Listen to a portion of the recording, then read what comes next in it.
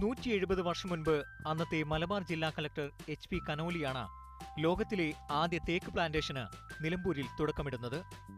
കേരളത്തിന് അകത്തും പുറത്തും ഏറെ ആവശ്യക്കാരുണ്ട് നിലമ്പൂർ തേക്കിന്.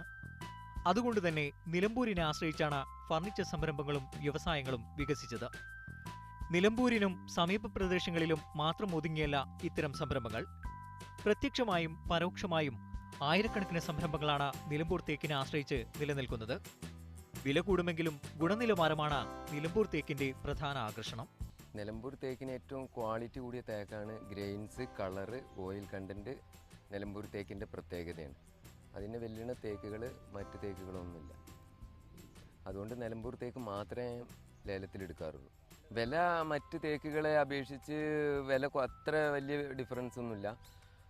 ഒരു 100-200 റുപ്യക്ക് ഒരു CFT റേറ്റിൻ്റെ വ്യത്യാസം വരും. നിലമ്പൂരിന് കൂടുതലായിട്ട് റേറ്റ് വരും. 1953-ൽ തേക്ക് ലേലത്തിനും വിൽപ്പനയ്ക്കുമായി അരുവാക്കോട്ട് സെൻട്രൽ ഡിപ്പോ തുറന്നു. നെടുങ്കയത്തും നിലമ്പൂരിലുമാണ് മറ്റു പ്രധാന തേക്ക് ലേല വിൽപ്പന കേന്ദ്രങ്ങൾ. ബംഗളൂരു ആസ്ഥാനമായ പൊതുമേഖലാ സ്ഥാപനം MSTC വഴിയാണ് തേക്കുതടി ലേലം നടക്കുക.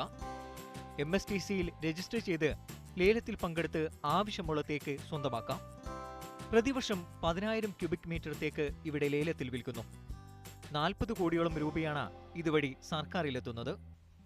ഈ നമ്മുടെ ബിസിനസ്സുകാർക്കും അതുപോലെ സ്വകാര്യ ആവശ്യക്കാർക്കും ഇവിടെ MSTCയിൽ മുൻകൂട്ടി രജിസ്റ്റർ ചെയ്തതിന് ശേഷം ലേലത്തിൻ്റെ ദിവസം ആവശ്യമായ EMD അടച്ച് ലേലത്തിൽ പങ്കെടുക്കാം. വിവിധ ഇനം തേക്കുകൾ ക്യൂബിക് മീറ്ററിന് 40,000 മുതൽ 3 ലക്ഷം രൂപ വരെ വില വരും. ഫർണിച്ചർ മേഖലയിലെ സംരംഭകർക്കും വ്യവസായികൾക്കും ഗുണനിലവാരമുള്ള തേക്കുതടി എളുപ്പത്തിൽ ലഭ്യമാക്കുകയാണ് നിലമ്പൂരിലെ വിൽപ്പനാ കേന്ദ്രങ്ങൾ. മീഡിയ 1 മലപ്പുറം.